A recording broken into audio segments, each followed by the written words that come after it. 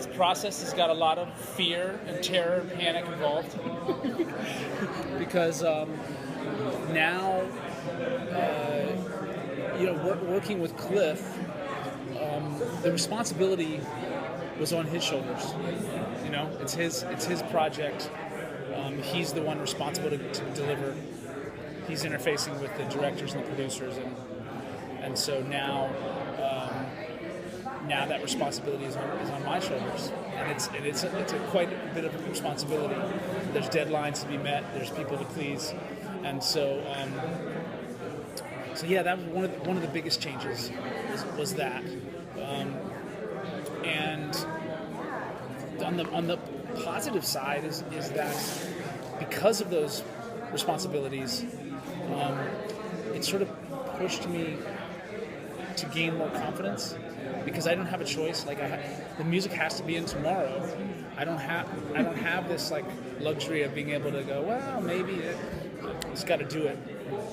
Well, we haven't actually worked that closely. I mean, the sound team is really great on that show, and the collaboration like really happens at the very final stage when the show is being mixed, and they're deciding like how they're going to balance the music with the sound design. There was a one time in season 1 where he actually gave me the sound effect that I took and manipulated and incorporated into the music.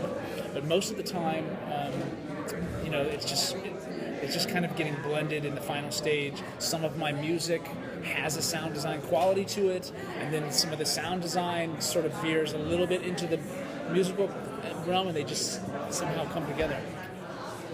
No, that comes completely from the creator of the show.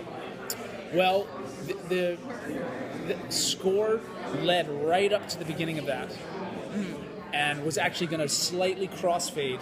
So there would just be the last note of my score right as the piano came in. Right. And so I needed to have it in the right key so that it would sound good.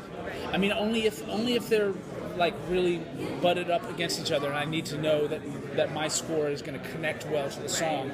Otherwise, it doesn't have that much effect, and it's, I think, brilliantly chosen by Sam Esmail, the creator, to he just goes all, one moment we're in like intense paranoia, tension, suspense, and then all of a sudden there's like, Nancy Sinatra or like something completely different.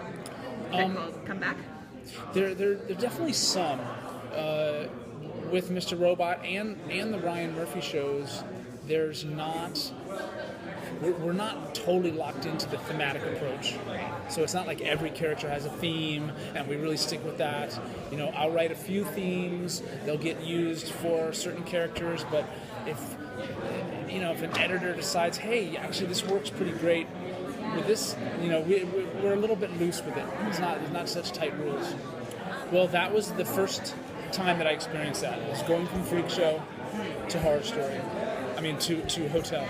And it was an interesting process. Yeah. Having had this whole season under my belt with a certain sound, and now this new season, completely different time period, completely different story, a new idea, a new vision from Ryan and his team as to what the music should sound like.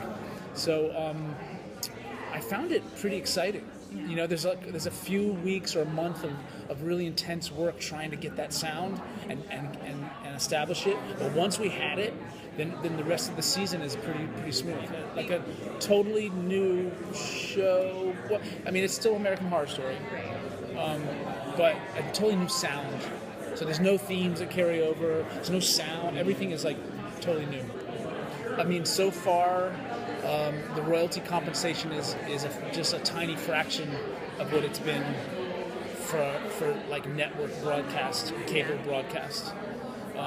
So that is a concern. I'm hoping that that's gonna change as more and more viewing moves to that model. I think it's amazing for the consumer to be able to have all this stuff at your fingertips on demand. But we want content creators to keep creating, and then they need to earn to do that. What happens is that once a composer delivers and the thing they work on gets some attention, other people want to hire them. Right. And then they deliver again, and they get hired again. And so that's why you end up with someone working on multiple things, is because they keep delivering and people want to hire them. I'm still trying to figure that out. It's definitely challenging. But it's relatively new for me. I mean, I started with American Horror Story Freak Show, my first show on my own, and then Mr. Robot came, and then Scream Queens, and all of a sudden I'm working on multiple shows. So a big learning curve, and I don't know exactly how I did it, but somehow it all got done, and hopefully this season, as everything is heating up again, I'll be able to maybe be a little more efficient as well.